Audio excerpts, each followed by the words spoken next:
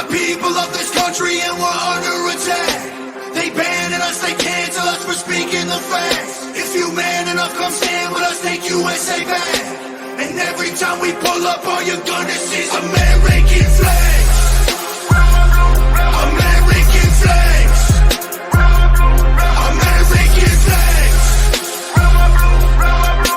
And every time we pull up, all you're gonna see is American. Welcome everybody to the Raising Cain Show. I'm excited tonight. We have an incredible guest, and Pat Wood. He's a distinguished authority on sustainable development, the green economy, and historic technocracy movement. He's the author of Technocracy Rising and co-author of Trilaterals Over Washington. Wood unveils hidden agendas of the Trilateral Commission and their role in shaping the new international economic order. In this episode, we're going to explore the critical implication of the petrodollar's demise on the U.S. economy. So I'm looking forward, guys, to introducing you to this topic. Some of you may know about it, some of you might not. It's something that I've been aware of for a very long time. Actually, years ago, somebody introduced me to this idea of the petrodollar, and basically it had a lot to do with why we had so many wars in the Middle East. So without much further, I want to just go ahead and hand over the mic to you, Pat. And if you want to say anything additionally about what you're working on and kind of what your background is, please do so. Wow. Well, okay. The Trilateral Commission was indeed the originator of the so-called New International Economic Order. Started in 1973 by Zbigniew Brzezinski and David Rockefeller.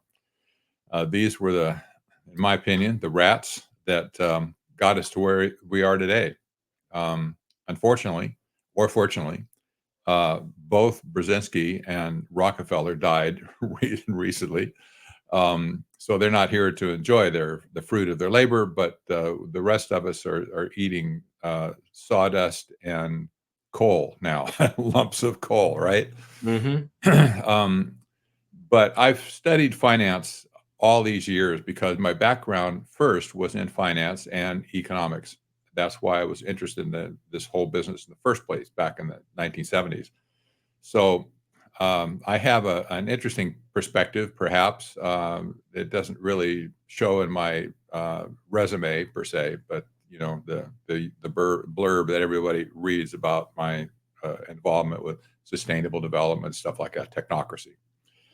But nevertheless, the country we're in a lot of trouble right now. Everybody knows that. I think that's intuitive at this point.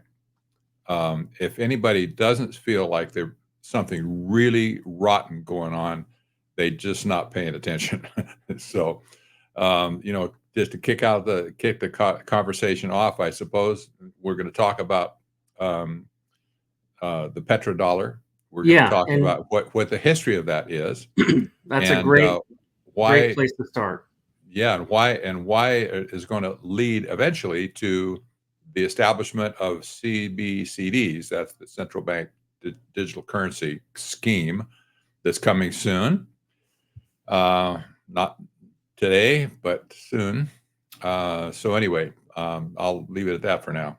So on the historical context of the petrodollar, can you explain for our audience the origins and importance of the petrodollar system? You bet. You wouldn't be surprised that Henry Kissinger was involved in that back in 1974 with the whole scheme. He was his hands were in everything that had to do that. He was an original founding member of the Trilateral Commission, by the way.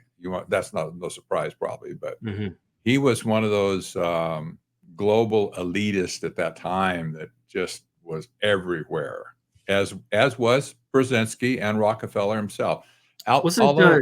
Wasn't George Bush Sr. also part of that as well? Oh yes, he was, absolutely, from the get-go. I thought I remember seeing his name, associated with it. And Brzezinski, his daughter, isn't she a host on MSNBC? Oh yes, Mika. That's right, Mika Brzezinski. That's right. I know. I'm sure there's Brzezinski's in Poland. That's where they were from. Mm-hmm. But they're not. That's not a very common name in America for sure. So yeah, Mika is his daughter. Interestingly enough, he also has a son. Nobody knows much about him, but his name is Mark. Mark grew up and he became a member of the Trilateral Commission in his own right now. And guess where he's now located? As the ambassador to Poland. Interesting. Right. This sticking his fingers in all the things with Ukraine and Russia. And it's like, oh man, you can't make this stuff up. These people just keep showing up in places of power. Like Antony Blinken, for instance, he's a member of the Trilateral Commission, or Secretary of State. Yeah. So anyway, that has nothing to do with petrodollars per se. So Nixon, was it Nixon that was basically involved in this whole thing, and taking this off the gold standard? And yes, absolutely so. And what people believed back in those days was that Nixon was a Rockefeller man. That's what people call him. They said the same thing about Henry Kissinger. But Nixon was not acting in his own behalf. Let's say he was more an agent for what Rockefeller had in his mind at that point. Same thing with Kissinger. Kissinger, however, was more central to the power structure than Nixon ever was, and hence Kissinger became a founding member of the Trilateral Commission. So, but nevertheless, when gold was removed from the dollar, that was a sea change of magnitude, and lots of stuff happened back then. Besides gold going from trading at like $35 an ounce back then, to as rise floating on the free market. But the main thing to take away is that the dollar now became a fiat currency. We led the way on that. Mm-hmm. All the nations of the world followed us into that scheme, where all the currencies of the world today are fiat currencies. Well, the main thing about fiat, real quick, for folks that don't understand the word fiat, basically it has no meaning. It has no backing. It's not backed by. It's backed by whatever the government says it is. Exactly, and like we used to be backed by gold. The Swiss franc was that continued with gold for a while. It's not anymore, but other currencies had gold and silver and other stuff like that. But it all got unhinged at that point, where all the currencies of the world floated against each other. Now, this proposed a problem for Rockefeller and his henchman Kissinger. They had to do something to gain an edge with their currency. That's the dollar. They wanted to make sure that the dollar was going to be a supremo ever. And, they figured, okay, here's the scheme that we're going to do. And you have to remember at that point, all of our oil was imported. We were not self-sufficient in those days. So we had a huge bill from oil countries where we were importing oil and paying it with dollars. So here's the problem. How do you repatriate those dollars into our country again? Well, you make a handshake agreement with like Saudi Arabia and the other countries selling to us, that they would make basically pledge to spend their money, dollars, whatever, with us, for airplanes, tanks, all stuff like that, right? A lot of arms deals and things like that. Whatever. Yeah, exactly. There was other things. I don't want to make fun of the light of the military aspect, but that was huge back then, honestly. Yeah. That's Um, it's what Eisenhower warned about, right? He warned about the military industrial complex, which to me, he nailed it on the head, which Yes. was that we needed a permanent armistice, industry. But the problem is that because everything's driven by money and it's driven, by making more bombs, more planes, more weapons, that if I believe he said if they ever gain the reins of, policy, or if they ever, got into the business of making policy, they would never sue for peace, but always sue for war because it would be more profitable. Exactly. So in any case, this was the problem back then. They had to have some way to recycle those money, the dollars that were being spent overseas. And so Kissinger went to the Mideast, and remember there's other stuff going on over there at that time also. We had the switch over in Iran, for instance, Persia, where the Shah of Iran was deposed. Kissinger's hands were all over that thing, which of course led to the rise of the Islamic Socialist Republic, right? Exactly. So what Kissinger did with Saudi Arabia especially was talk them into kind of a gentleman's agreement. We'll buy your stuff, you spend your money with us. That's pretty much the deal. However, there was not a formal agreement ever signed. There was never a treaty. There was never an agreement in that sense that the Congress had to be involved with. And however, this has matured over the years. Saudi Arabia and other countries have honored that pledge, if you will. It was in their best interest to do that anyway, because they made billions and billions of dollars in the process, and they got all the military hardware they could stuff down their airports over there. So this was hugely beneficial for those countries and for us at the same time. This whole complex became known as the Petrodollar complex. And so how did that system contribute to U.S. economic and geopolitical power? Well, in itself, it really didn't in a direct sense, because the whole purpose of it was to maintain dollar hegemony in the world market. That served us all over the place, because for instance, as Saudi Arabia, for instance, got $1 billion of our dollars, they could spend it in Europe, for instance, for goods from Europe. Well, that bolsters our economy at the same time. So you get leverage with money. This was what Rockefeller was such a master of. You get leverage when people use your money in particular, but it was all about the flow of money.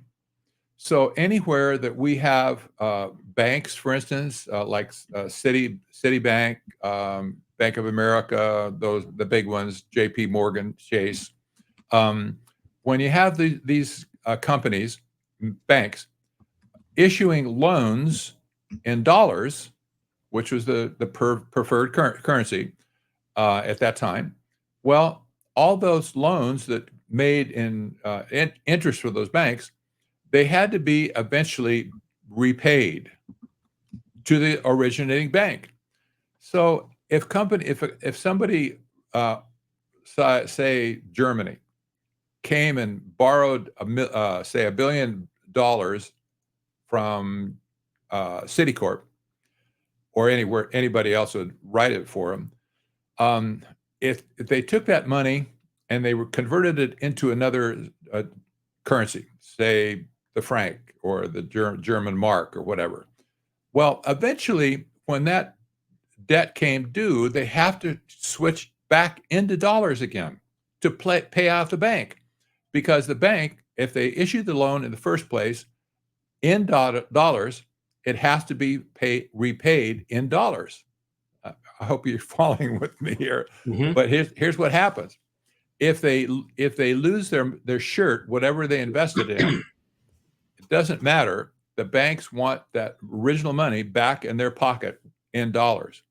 Well, this also sprung a new industry of dollar-denominated debt all over the world, to the point where even foreign banks were issuing dollars or loans in dollars, where they were shelling out dollars to companies they wanted to buy them from them. And in the end, when it all settles out, all those loans have to be paid in dollars. This is one reason that the dollar has not completely crashed, because all these, and when we talk a lot loans, you're talking about trillions of dollars in loans that have been issued over the decades. Right. They can't walk away from this. No, because and the it's like I banks are said, not going to let them do that. and this is a basic, supply and demand, issue that Yes. if you have a massive supply of US dollars that's out there circulating, and we don't have a means of being able to bring that back, doesn't it stand a chance to devalue the dollar significantly? Well, the dollar has been devalued ever since the Federal Reserve came into existence in 1913. Today, you have about 99% of the value of the dollar is gone. They've shaved it off over the years through inflation and other, just some cases just stealing it. But the dollar has been devalued consistently over the years, even in modern times as well. People talk about back to 2000, for instance, how much the dollar has lost in purchasing power. It's just huge. Well, that was the plan from the get-go, for sure. But nevertheless, the circulation of dollars has always been controlled by the banks, the big banks, and central banks as well. The IMF is involved too. The World Bank is involved as well. But the circulation of money, which was all about the petrodollar in the first place, we've got to keep that money flowing freely. We didn't want them to just sell it and buy gold bars and just sit on them.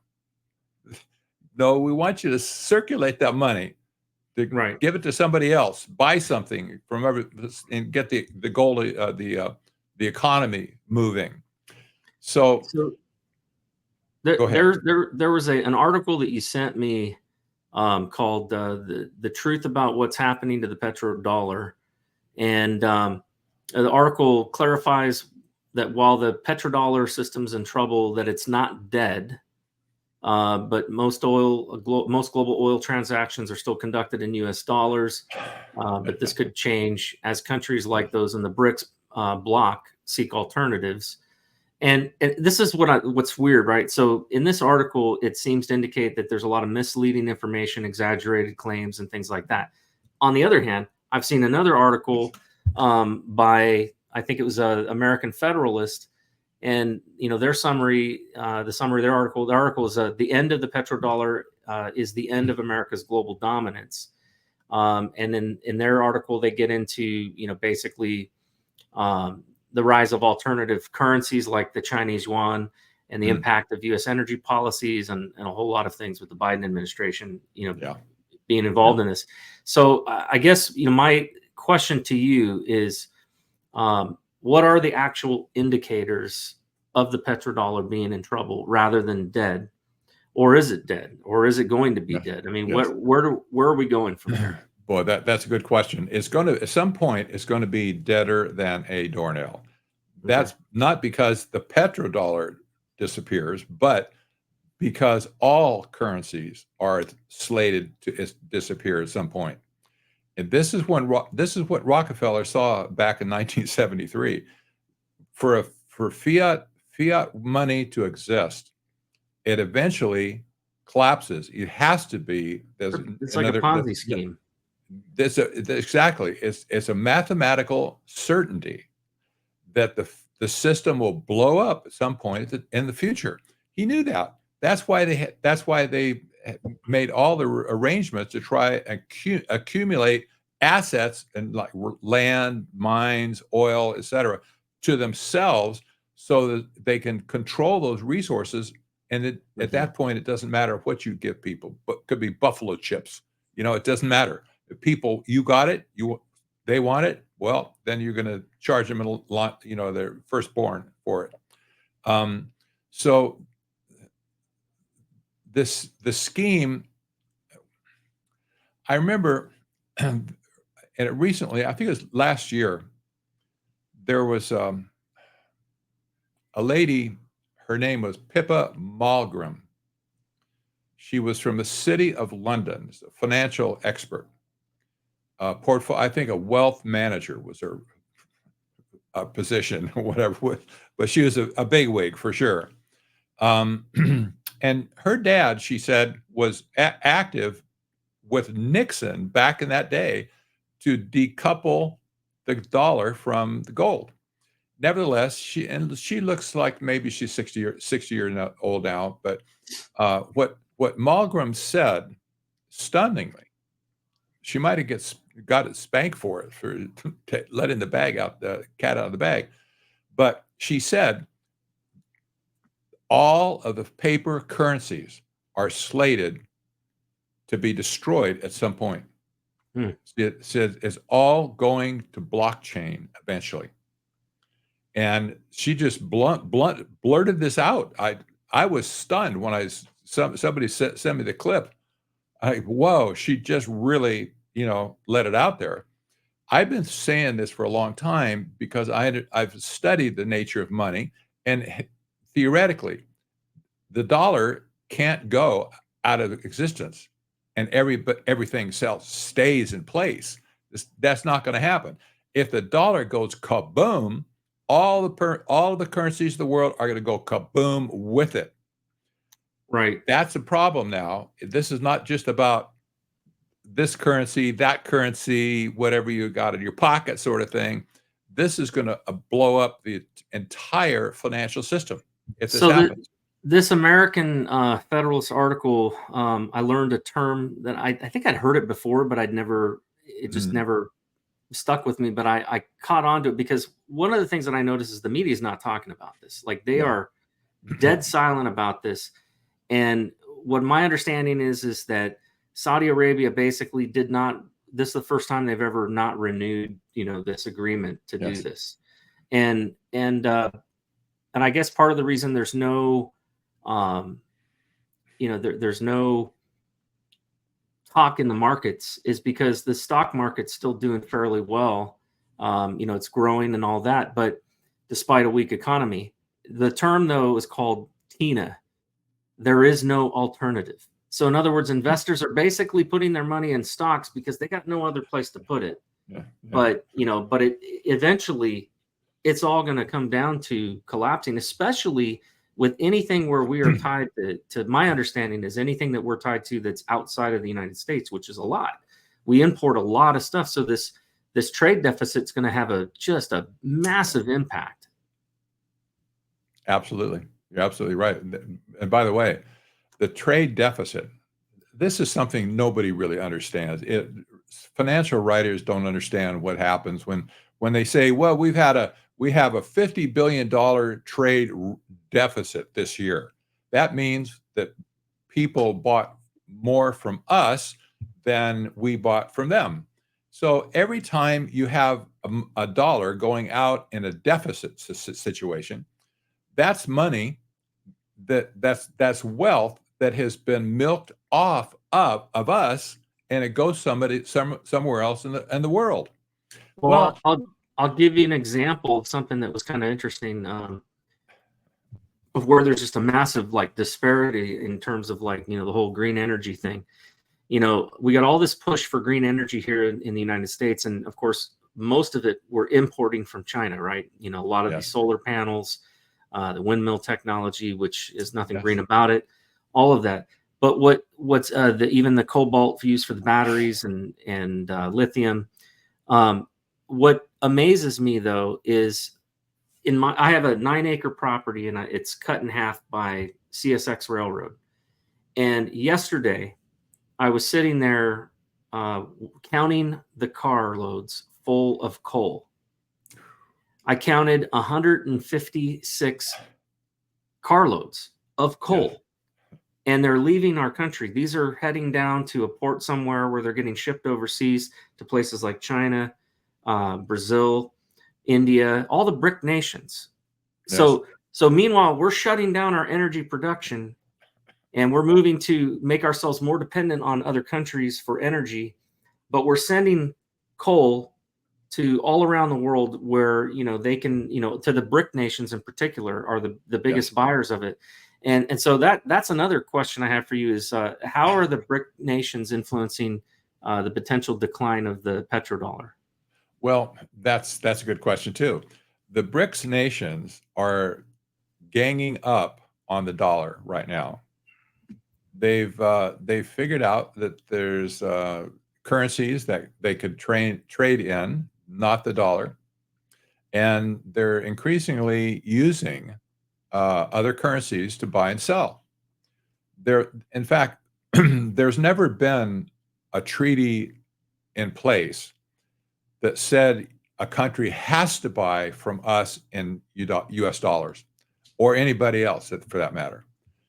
It's always been voluntary in one sense, that if whatever you want, wherever you can find an economic advantage for yourself, do it. Well, today, however, these BRICS nations now, they're getting together and assessing their own currencies now. They're figuring out now, well, we have enough economic power. We're not like as big as the U.S. was or is now. We have our own economic power, economic interest, and so let's just do some business together. Well, that makes sense from their point of view. You'd probably do the same thing. Why not? Back in 1973, the United States was the 800-pound gorilla in the room. Mm-hmm. Basically, everybody had to come to us for everything, and we could leverage anything in the world. But since then, we know our economic system, especially vis-a-vis China, India, especially a big one. Brazil is another big one. These economies have risen. Now Mexico and Saudi Arabia, they're all like joining and becoming part of this. That's right. So you see these other interests that are looking at each other now, and they can say, well, we can combine our might, and all of a sudden we look like a midget to them. Not quite a midget, but you get my point. We have decreased in size proportionally to the rest of the world. That's all I'm saying. And China, especially, the huge factor here. They've had a huge growth spurt over the last 30 years, and they've now rival us in a lot of ways. A growth spurt, which, by the way, we made possible for them. Yes, you're exactly right. They basically have stolen all of our technology and have turned it against us essentially.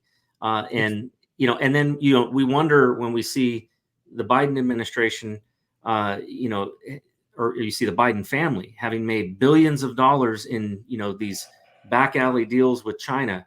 It's all very suspect.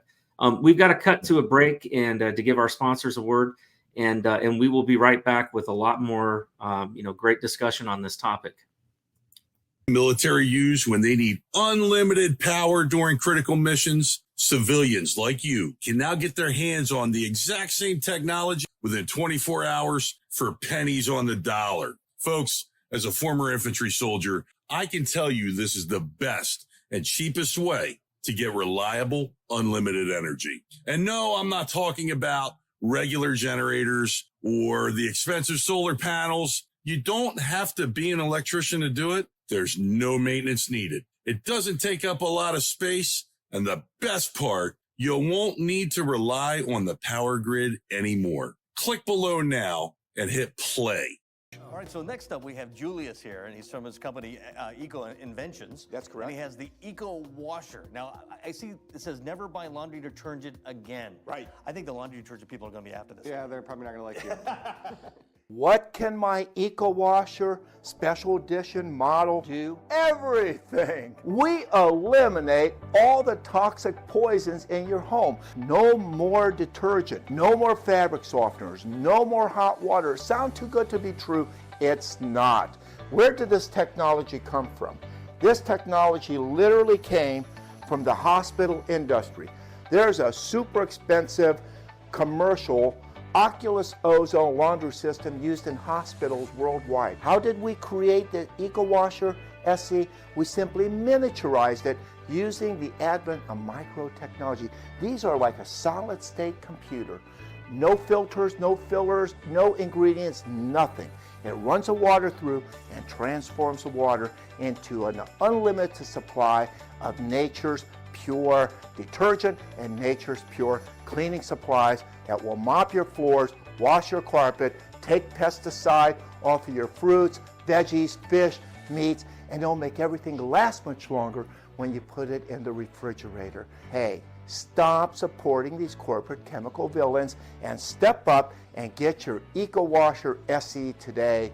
The new Eco Washer SE is a chemical-free laundry and cleaning solution. Imagine no more detergent, no more chemicals, saves you money, pays for itself, gives you a healthier life, and simplifies doing laundry. And now we're going to include 2 free Thunder Pure Safe Air Minis that purifies your home and sanitizes your surfaces like a thunderstorm in nature, eliminates all odors.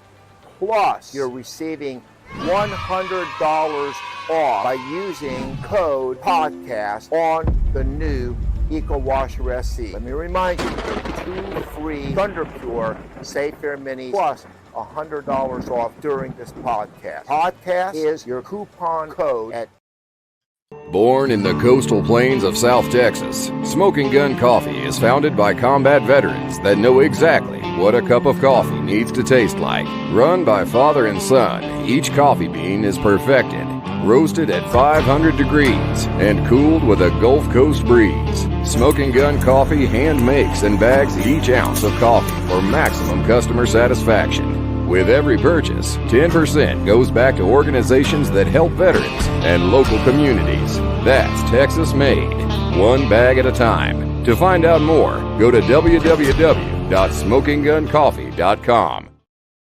And we're back. Thanks, folks, for listening. You know, our sponsors are how we keep this show going. And you can find out more information if you want to find the promo code. You can find that down in the show notes. So I want to get back into this, and you know, we know that where we left off basically is that we're in some serious trouble.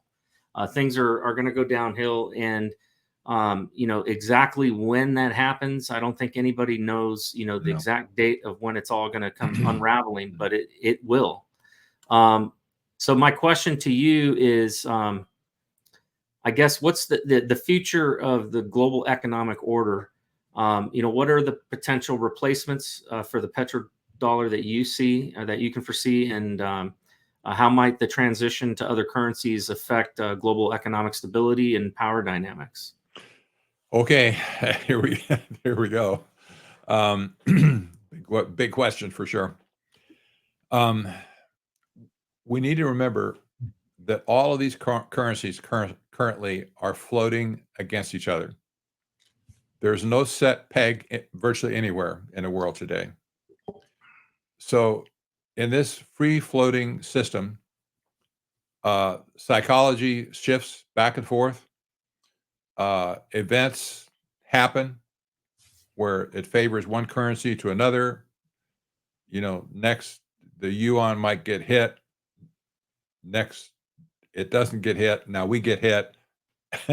Another currency maybe the euro takes a hit. We don't take a hit.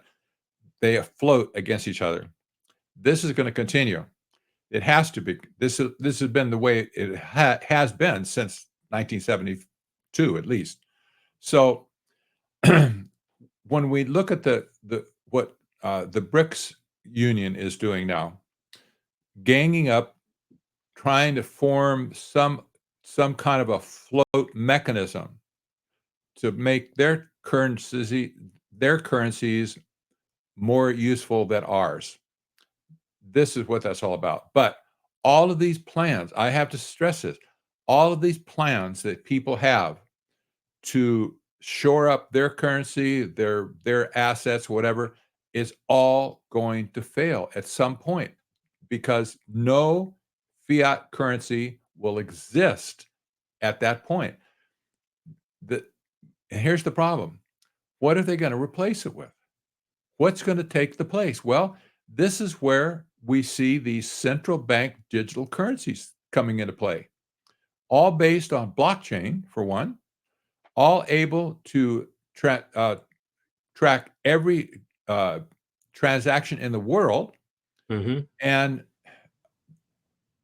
this is what I think this is what led Klaus Schwab, for instance, the World Economic Forum, to say a couple years ago that by 2030 you'll own nothing and be happy.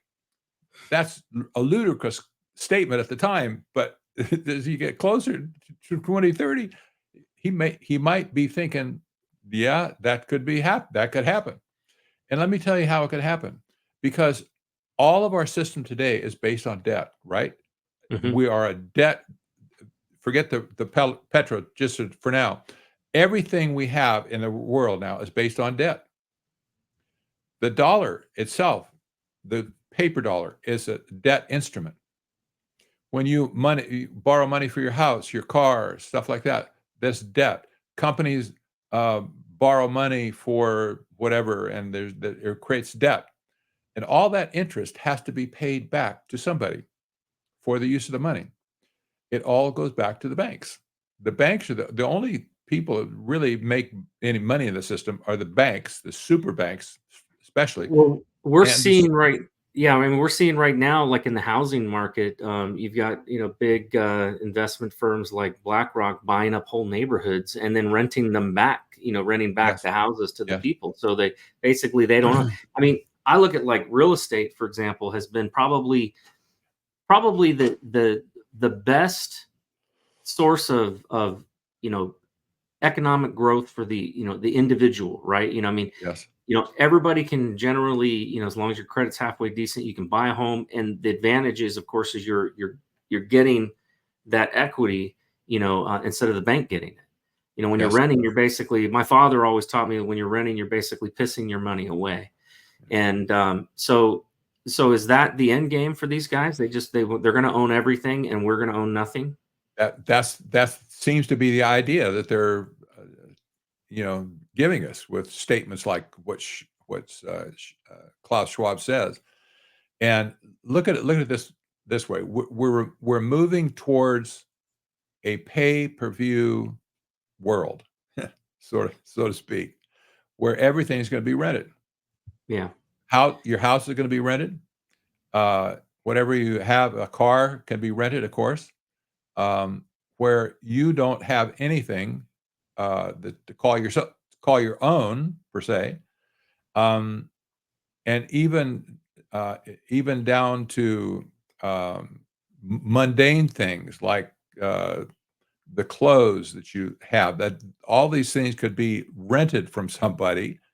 The idea, of course, from Schwab's point of view, as we listened to him say that, well, if we don't own it, who does? Somebody has to own this stuff. If you're saying we don't own it, who the heck is going to own it? Well, how about BlackRock or some other huge bank, central banks, etc. These people can accumulate all these resources debt-free, I might add, and they can take that and use it as leverage against us to extract rental fees for everything in the end. And we see this move already starting. Mm-hmm. Houses a perfect example. I see this in Mesa, in Phoenix, in Arizona, where these signs all over the place. We'll pay top dollar for your house, cash out immediately, Right. Sort of thing. And We buy ugly houses. I think I've seen Yeah, the sign. exactly. They don't care what it is, but they stuff these houses into their inventory. They're paying cash money for it because they have so much cash in their portfolio already. They don't need to have, and they know that cash is going to be worthless in a very short amount of time. Yes. So, then of course the next question is, incidentally, if you rent a house from somebody like a BlackRock, who's going to pay the maintenance of the house to keep it updated and repaired? Well, they're not going to want to do that in particular because they don't want to spend money after the fact. It may be you have to do it if you want to get your roof fixed or whatever, but everybody has tales to tell about poor landlords just turning a property into a piece of crap, and you have to live in it and pay the same money for it. I remember I lived in Japan for 3 years, and they had an interesting thing there. A lot of people, their homes, they had their mortgages were 99-year mortgages.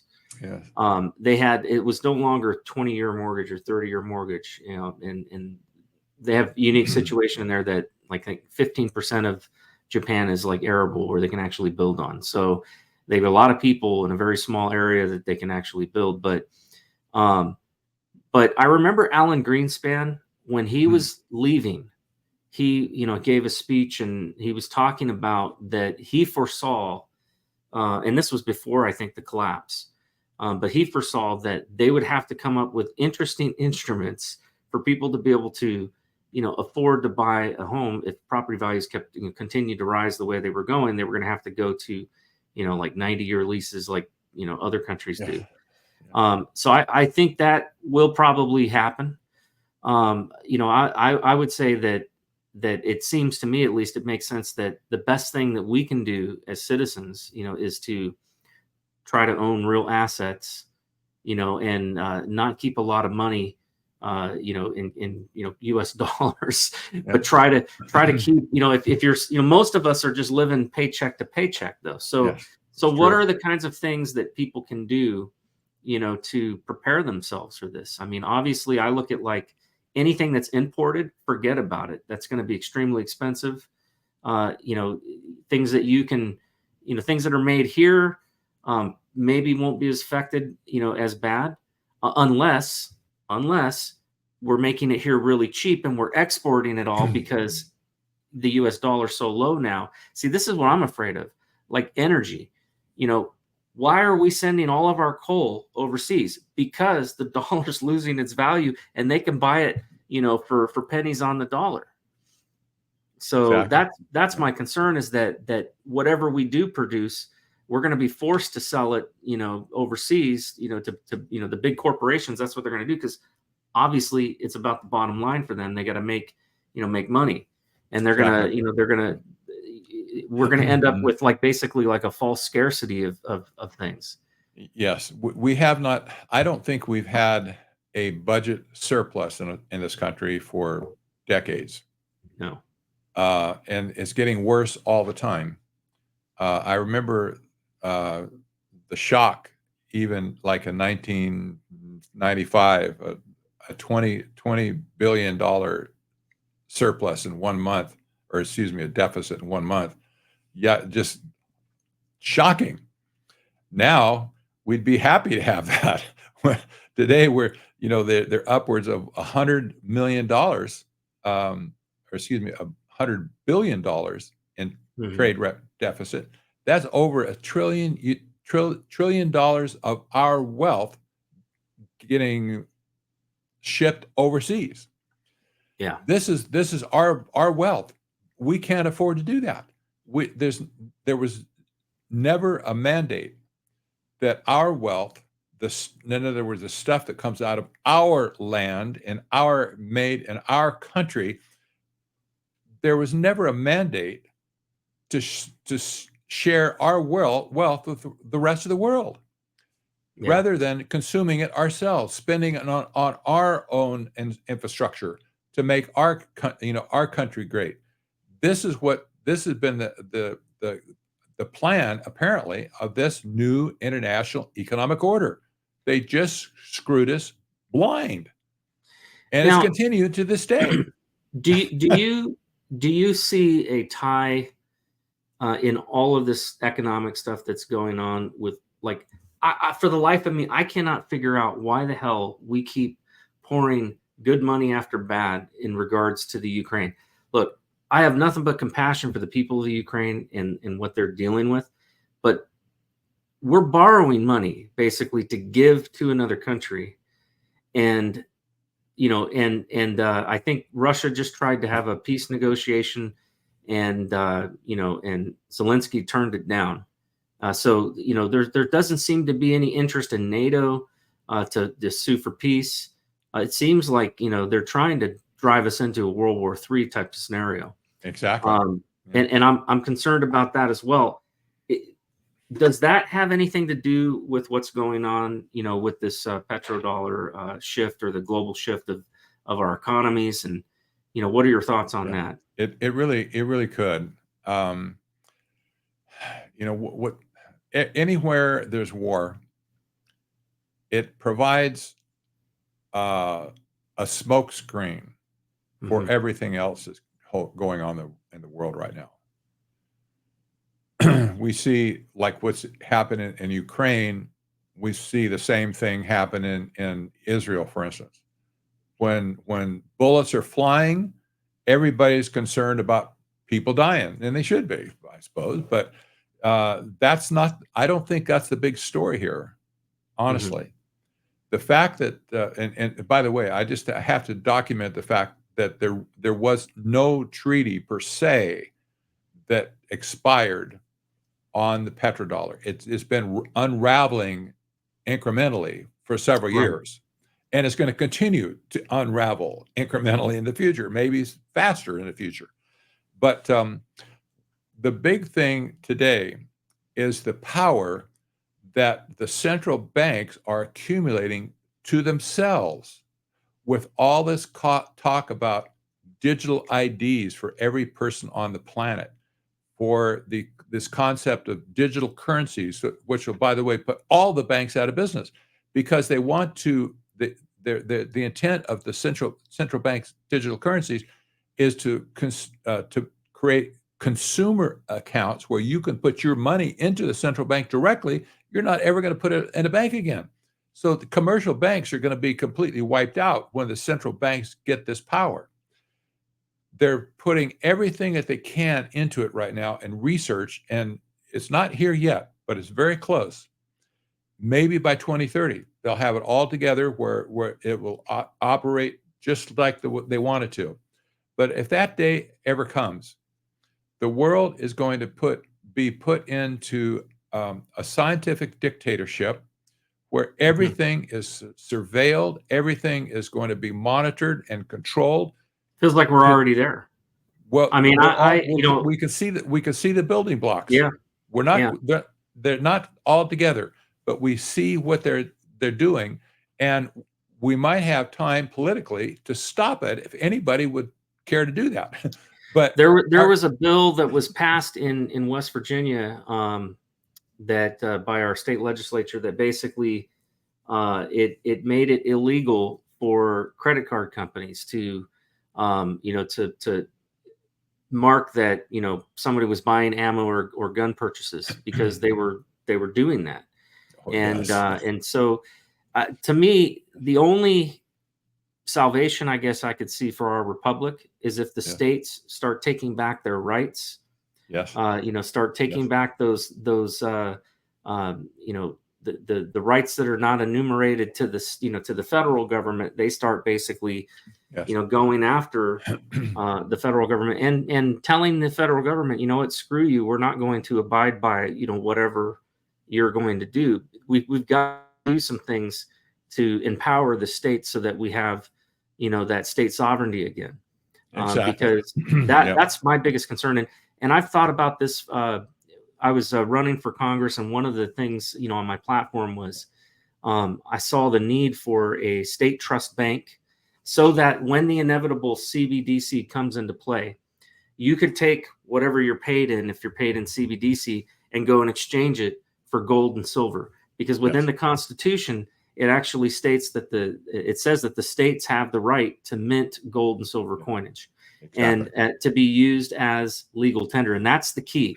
We got plenty of gold stackers and silver stackers that are out there, but the problem is you can't take a buffalo round and walk into a grocery store and go buy a gallon of milk and a loaf of bread. And what we need is a true parallel economy that actually has a state currency that we can use as legal tender that is based on something that is real and tangible, and that is not going to be used for surveillance. That way I can pay my mortgage with CBDC, but if I want to go buy guns and ammo, I can go exchange it for gold and silver and go buy guns and ammo.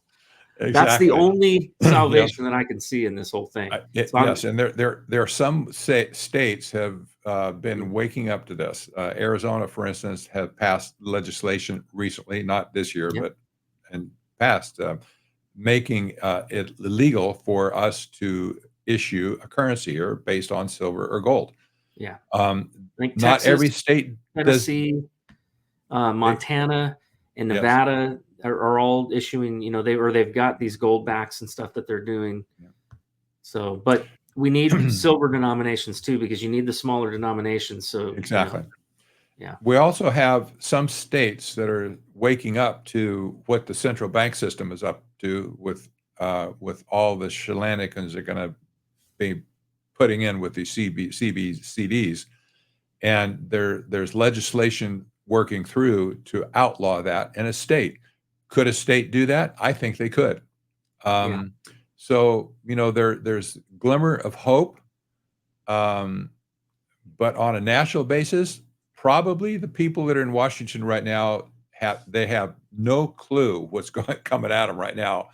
And what I learned through my campaign and in that experience of running, the money involved in politics is so prolific. I mean, I'm talking, my opponent, he was given, there was $700,000 that came from a cryptocurrency company into a dark pool money fund to basically run advertising 7 days before the election.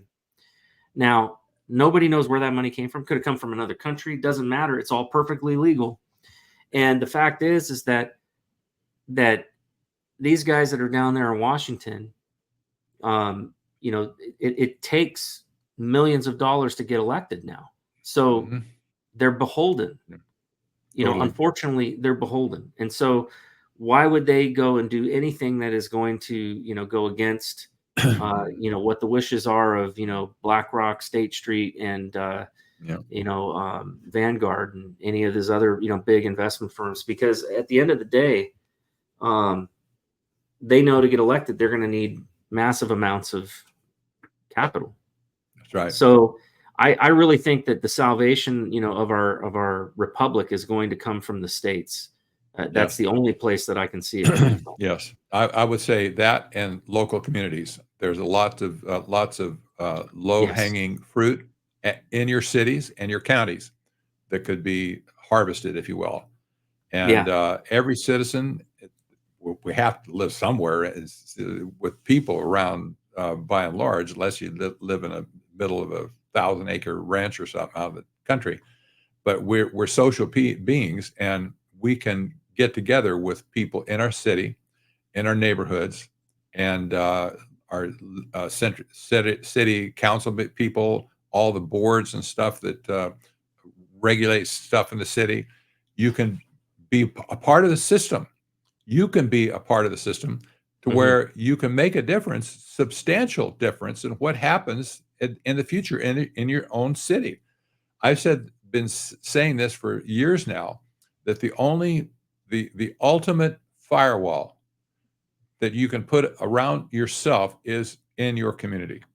That's the ultimate firewall, and it should spread from there to your county level and then to your state level. Yeah. Well, we're coming up, 5 minutes on the to the end of the hour here, but I wanted to, give an opportunity. There were some questions early on, and I think, a lot of folks are concerned and they're wondering, like, how soon is this going to happen? How is this, and I realize that, nobody has a crystal ball, but I mean, and like you said, it's been a slow burn. I mean, the dollar has been unraveling for quite some time. There's some other things too, I think, that also impact things. One of it is that, if we can get to the point of where we were under the Trump administration, where we have energy independence again, where we're not dependent Yes. on buying oil from anybody else, I think that would put us into a very good position, because if they can lower the cost of electricity, again, we're producing something here and we can use it here, then we're not affected by those differences in the valuations of currency. That's exactly right. You're absolutely right. So I think that hopefully, and I'm praying that Trump gets in there, because I don't think we can handle another 4 years of the guy that we have in there now. I think he will put the final nail in the coffin if he gets in there another 4 years. Any I guess predictions or any kind of what are your thoughts about where we go from here? You mentioned about getting involved in your local communities. Yeah. I know, like for me, this has there's a Citizens Action Coalition group that I've joined, and I'm starting one out here in this region of West Virginia. And there's a lot of good things that these people, I've seen them do in helping each other and helping one another out. And I think that's going to be, I think we're going to need more of that kind of thing. But what other kinds of things can people do? Well, that's a good start. I wouldn't be too concerned about the national election right now. People are going to spend all their waking hours worrying about it, it's not worth it, because it's not going to change anything. The only thing that's going to change for you is what you do in your own community. So quit looking at the Washington, D.C. to come out and save you. You're going to save yourself where you live right now. And if you cannot steal, STEEL, steal your community or your state, there's going to be no hope for you in the end. And it starts by being, starts by getting to know your neighbors and being good neighbors with them. It really does. It really does. I where I live, I know most of my neighbors. We're all very well, heavily armed, and and we're all, we all have like-mindedness in terms of freedom and self-determination. And one of the things that like I grow my own garden. I have raised my own chickens. Not everybody has the ability to do that, but people have skills and things that they can barter and trade with, and I think it's a good thing to make sure that you have usable skills. Exactly. And just remember, the battle starts here for you, and not in the stuff that you do. It starts right here with your mindset. If you have the right mindset, you'll figure out the ways to survive and be effective in your community. If you don't have the right mindset, like for instance, you have a woke mindset or something, where you're looking at the butterflies and bullfrogs or whatever, unicorn farts. You're just going to be caught in like the deer in the headlights, But for clear thinking people who are willing to be in each other's lives, you'll hold on to reality more than the other people. And we have to remember that reality is fleeting right now. It's going out the back door. I've written several articles on this. We're approaching the Matrix movie at this point. Oh, when people can't, when you can't call a woman or a man a man. I mean, I think we've lost the reality train left the station a long time ago. Exactly. So, we need to be cognizant that we can also be deceived if we're not careful. But you can safeguard yourself against that. And otherwise, don't sit home and just think, oh, woe is me. My life is over. My useful is over. Don't think that way. Go out and make a difference in somebody's life. You can do it. Yeah. Well, thank you so much, Pat, for coming on, and I really appreciate your insights. And thanks everybody that joined the show today. Wow, we had a pretty big number of people that were watching, and we're grateful for you guys joining the show. And wanted to say God bless you. And I always like to end my show in a prayer. You know, I'm on this network here with the Patriots Prayer, and so I see, you know, let's go ahead and end in prayer. Heavenly Father, I thank you for Pat, Lord. I thank you for his insights. I thank you for the show and the people that were watching. I pray, Lord, that we can get something useful out of this, Lord, and that we will not be afraid, that we will rise up in our communities to help one another, to help, you know, our neighbors, and to be able to survive and get through these dark times that are coming ahead. We don't fret, but we put our trust in you, and we ask all this in Jesus' name. Amen. Amen. All right. Well, hey, thank you for coming. And, you know, I'd like to have you on again and get into some more of these other things too. And maybe even talk about some of your books. You bet. Love to do that. All right. You take care. Bye-bye. My people of this country, and we're under attack. They banning us, they cancel us for speaking the facts. If you man enough, come stand with us, take USA back. And every time we pull up, all you're gonna see is a man.